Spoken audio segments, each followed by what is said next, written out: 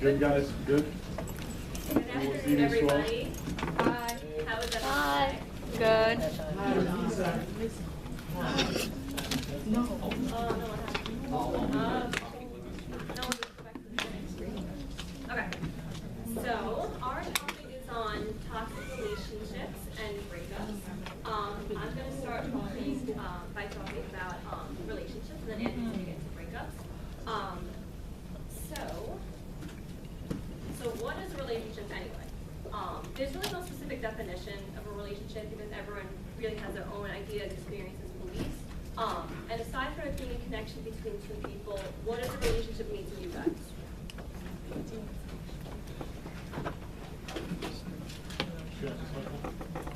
Yeah, it's a question. What is a relationship? It means sharing your French fries even when you don't want to. I like that. Or sharing your pizza when you. That's great. Yeah. Anybody else? Okay. So, relationships exist on a spectrum, and it goes from healthy to unhealthy to abusive. So some indicators of a healthy relationship include communication, being respectful, being trusting, being honest, making decisions together equally, and enjoying personal time together. Then for unhealthy, it's characterized by not communicating well, a level of disrespect that you might have for each other, not trusting one another, being dishonest, trying to take control more than the other person, and only spending time with solely your partner and nobody else. And then, what makes a relationship more abusive is when the communication between you two is hurtful in a way. It becomes threatening, demeaning. If the person disrespects your feelings, your thoughts, your decisions, if the person physically hurts you, if the person blames you for something, makes you feel guilty, if the person tries to control and isolate everything that you do, and if the person tries to pressure you or force you to do things that you don't necessarily want to do. So what makes a relationship unhealthy? First of all, I want to just say, relationships all have their flaws. There's no such thing as a perfect relationship. You may look at someone's relationship and think it's perfect, but chances are that there's some flaws in there that they see that you won't see. And it's just important to remain aware of the signs that on relationships that can be harmful to us. So some things in an unhealthy relationship, if one person puts you put one person before the other by neglecting yourself or your partner. You feel any pressure to change who you are for the other person. That can be very unhealthy. You feel worried when you disagree with the other person, what they're going to think, what they'll do to you. You feel pressure to quit activity you usually used to enjoy to spend more time with your partner. If you feel pressured by the other person to agree with you or changing to suit you better. If you notice one of you has to justify your actions, example, where did you go, who did you go see? If you notice one partner feels obligated to have sex or has been forced to. If you have lack of privacy and may be forced to share everything with the other person. If you or your partner refuses to use safer sex methods. If you notice arguments are not settled fairly, experience yelling or physical violence during an argument, attempt to control and manipulate each other. If you notice your partner attempts to control how you dress or criticize your behaviors. You do not make time to spend with one another. You have no common friends or have a lack of respect for each other's family and friends. You notice an unequal control of resources such as food, money, things in the home, a car. And you experience a lack of fairness and equality. If you're listening right now and some of your relationships have some of these qualities, it's not necessarily a bad thing. So there are some things in a relationship that may be unhealthy does not indicate that your relationship is going to burst into flames and that's it. The important thing is to recognize them and then, learn how to communicate with a partner to work on those things that may be affecting you or your partner, your relationship as a whole. Okay, so I think it can be confusing sometimes as to when a relationship goes from unhealthy to abusive. And so you need to recognize when, behaviors cross over to line when they become abusive. So if any of these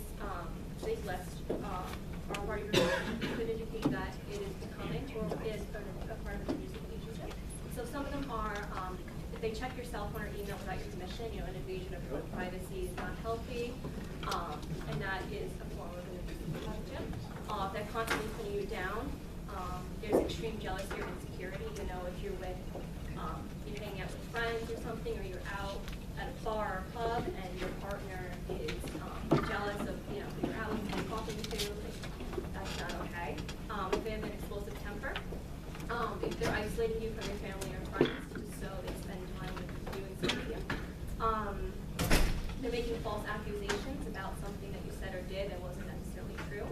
They have mood swings, if they physically hurt you in any way, if there's a sense of possessiveness, if they try telling you what to do, and if they pressure you or force you to have sex. Okay, so dating abuse is a general term used for any sort of abuse that's in a relationship. It doesn't have to be romantic. It doesn't have to be like you're in a relationship with a person per se, like boyfriend, girlfriend. It could be like you're casually dating them or you're hooking up with somebody, something like that. So it's defined as a pattern of destructive behaviors used to exert power and control over a dating partner. It's usually defined as a pattern, but it doesn't mean that the first instance when it happens that it's not dating violence. It just recognizes that dating violence usually involves a series of abusive behaviors over a course of time. It can happen to anyone, regardless of race, age, gender, sexual orientation, or background. And then when you put drugs and alcohol into play, it can affect a person's judgment and behavior. But you have to remember that this does not excuse the abuse or violence someone put on you. And if a person uses drugs or alcohol, it does not mean they deserve the abuse or the assault. So I'm going to focus on something that it's not talked about often. I think when we think of abusive relationship, we think of like emotional abuse or physical abuse. But before I get into it, does anyone know what revenge porn is? Yeah. I don't know what it is, but is that when you send like a naked selfie and they turn around and they share it with everybody else? Yeah, absolutely. So it's a form of digital abuse that's considered non-consensual pornography. This type of abuse intersects with sexual abuse because it involves the distribution of a nude or explicit content that's a photo or video, and it's without the person's consent. It's referred to as revenge because the materials are used as retaliation or blackmail from a former partner or a current one. It can occur in a few different ways. Some victims have willingly shared a photo or a video with their partner, and then if their trust is broken when they release or threaten to release the materials to the public. Other victims have had partners force them into creating explicit material as a way of control and manipulation. And lastly, a partner may film or photograph their partner without them knowing, and then use this as a threat to release those materials, and this also maintains a control. So obviously this could be very traumatizing like any other abuse. At a governmental level, sadly, it is not fully recognized as a crime. Not all states have enacted laws against revenge porn, leaving victims to little resources in some cases. But the current resources that are here, the Cyber Civil Rights Initiative has a campaign in revenge porn. It provides a guide to current state laws. And then also the same organization, they have, you can go to like the FAQ section for victims or just ways you can get involved.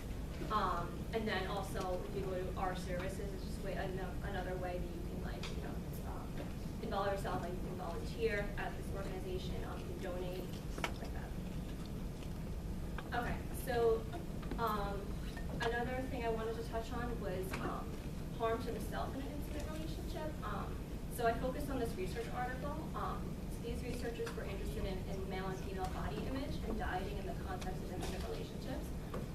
It's common for people to use dieting to increase their attractiveness, but little research has been done with the link between dieting and romantic relationships. So they expected that women would be more likely than men to develop body dissatisfaction and eating as a result of negative emotional experiences. Their primary focus was concerned with female body image and dieting. However, they examined the same research question in relation to men's body image and dieting. Okay, so they used male and female diet couples and measured their weight. So they were either underweight, overweight, normal weight, or obese. they use the scales they use were relationship satisfaction, self-esteem scale, and the Beck Depression Inventory, which measures depressive symptoms. And the definitive variable was the body satisfaction was measured on Likert scales. They measured body satisfaction dieting with unhealthy eating. This is categorized by skipping meals or vomiting. Healthy dieting, like reducing calories or eliminating snacks. And finally, how often in the last 12 months they participated in these behaviors with the intent of losing the weight. Okay, so they found 3 things. The first one, that women were less satisfied with their bodies and engaged in higher levels of unhealthy dieting when their male partners were more depressed. And the implication for this is having male partners who are depressed may induce the already negative effects that women have with their depressive symptoms regarding women's dieting. Poor unhealthy dieting in women may have effects on both women and their partners. So essentially, if your partner is affecting the way you're feeling, it's not beneficial to use means of unhealthy eating habits to cope.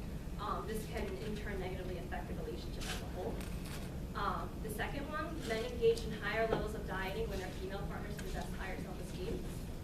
So for this, an implication is perhaps male partners of women who had high mate value may be under pressure to maintain or improve their physical attractiveness in the eyes of their desirable female partners.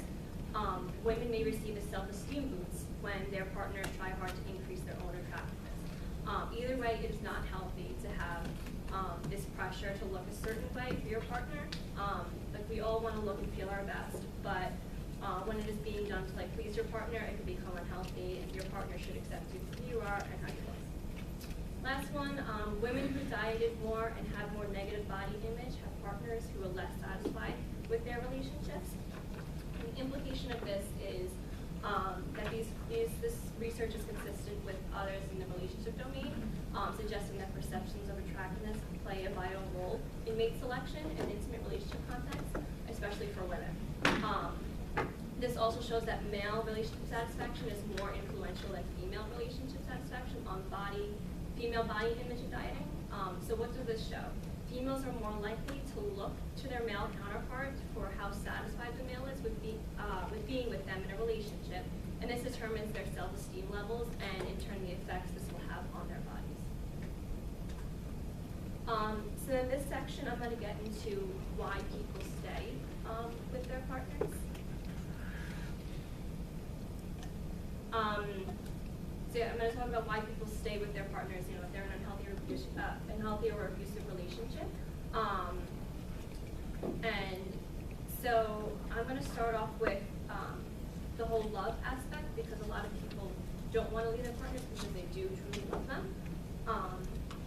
So if you still love your partner, one of the reasons could be that you remember the good times. So you think about, the way things used to be in the earlier days of the relationship, when your partner was really sweet and caring, and truly loved you and did so many things for you.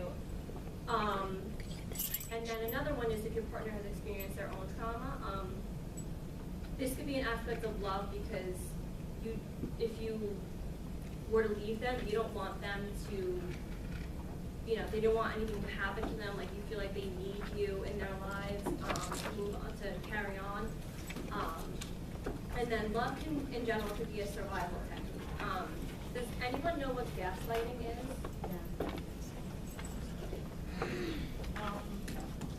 It's I think when a survivor has went through like some form of sexual assault and is somewhat like blamed for it throughout like social media and like different outlets. Basically saying like it's your fault or you were asking for it, and having like friends and stuff. I guess saying that as well. Yeah, that's a pretty good example of it.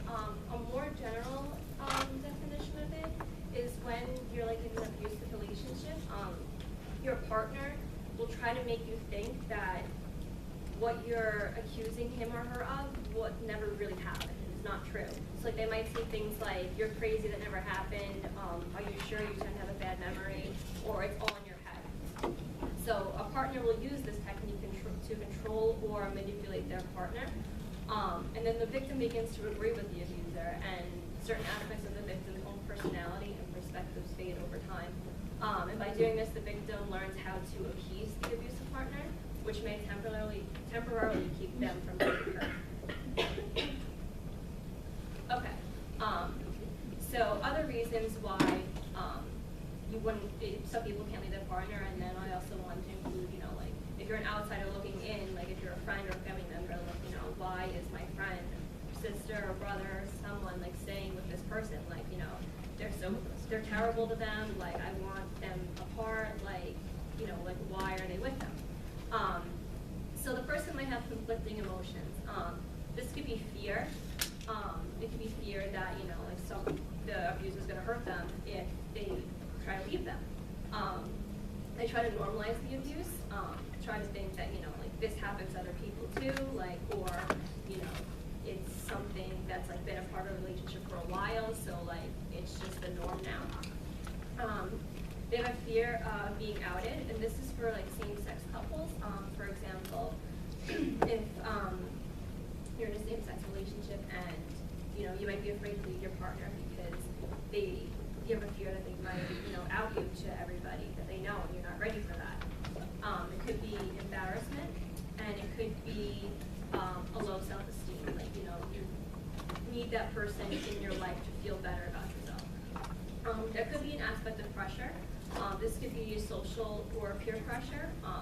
So, you know, people might think that you're perfect with somebody, and, you know, like people like glorify your relationship, and you don't want to leave it because, you know, you basically have people saying that you should be together.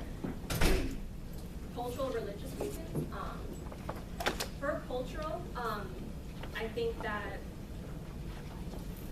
there's an aspect of pressure in the sense that, like for example, let's say with a sexual assault case, you have a woman, she might be like pressured to stay with the person because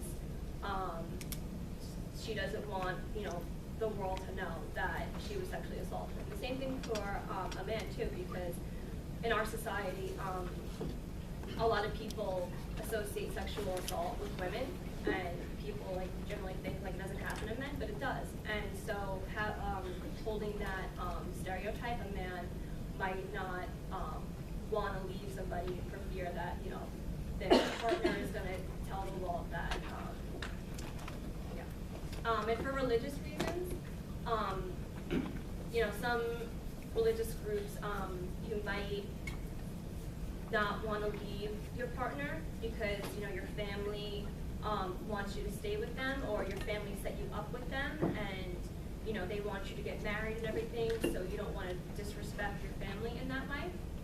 And then for pregnancy, if a woman gets pregnant, maybe she doesn't want to leave her partner because if she does decide to have the baby, she doesn't want the baby to grow up without the father. And then there's an aspect of being reliant on your abuser. This could be determined by a lack of money, and you're dependent on your abuser. If you have nowhere to go, emotionally or physically, emotionally because maybe you don't have anybody to talk to, and you'll feel like you're alone. Or physically, if you live with your abuser, and you leave, you might not have anywhere to go. And disability, if you're dependent on them in that way, and they take care of you like that, you might not want to leave them either.